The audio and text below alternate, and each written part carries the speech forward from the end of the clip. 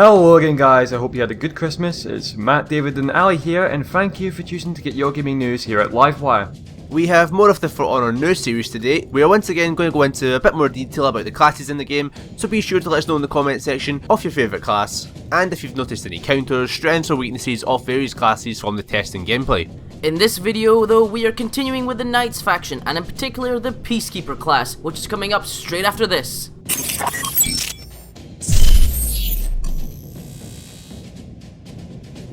So let's start off by looking at the history and lore behind the Knights Peacekeeper class.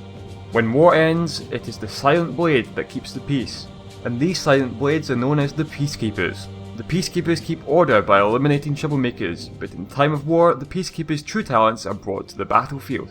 Their mastery on the battlefield gives them the nickname Dancers of Death, and guys, I think their backstory is one of the best in the game. They are sworn to secrecy by oath, and their order is made up of desperate, humbled and devoted knights.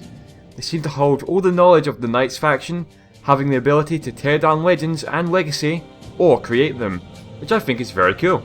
The Peacekeepers are quick, lethal and can win a fight before the enemy even knows they are there. It takes a special type of warrior to be a silent blade, and their legacy is not one of glory. They are an instrument of death, wielded to turn the tides of war. You may never see them, but you will feel the difference they make and trail they leave behind. So it's like a fun take on the fantasy rogue class, with some Assassin's Creed qualities thrown in there as well. They are lightly armoured knights who rely on their mastery of their agility, speed and mastery of stealthy sudden attacks. So let's talk more about the fighting style of the Peacekeeper in-game. Peacekeepers are fast, maneuverable and deadly. They use their dagger to inflict bleed damage to their opponents, draining an enemy's health over a short period. Their limited range is compensated by high mobility to counter-attack enemies and to back away to safety. You'll want to focus on enemy backlines or squishier targets. Don't look for high health opponents or groups of enemies. Engage in group fights only when you have heavier targets on your side to keep the attention of enemy heroes. While an engagement has begun, again look to focus on easier opponents to whittle down. The Peacekeeper is described as of medium difficulty to master, so if you're looking for a high-paced mobile class that doesn't require too much of a learning period, perhaps the Peacekeeper is for you. Alike to the Orochi, the Peacekeeper is very strong at counter-attacking, so look to use their speed and various abilities to whittle down enemies' health bars. Your weapons don't have long range, but Peacekeepers make up for that with that awesome mobility that we talked about. So constantly jump in and out of combat to suit you, and don't ever overextend.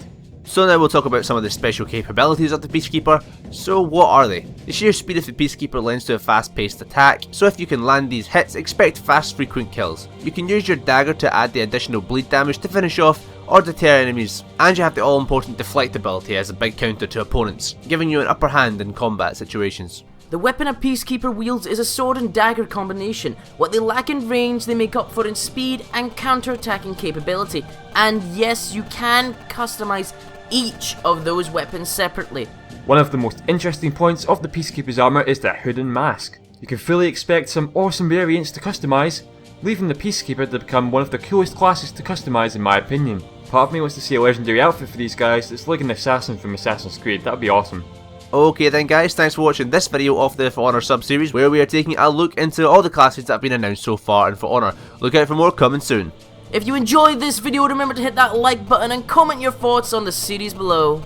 Until then, you can click to watch our full For Honor news playlist, which includes customization, factions, story, gameplay, beta talk and much more. Or you can click here to get to know us better. You can make fun of us, ask us questions and all that stuff in the weekly comment show. And until next time guys, thanks for watching.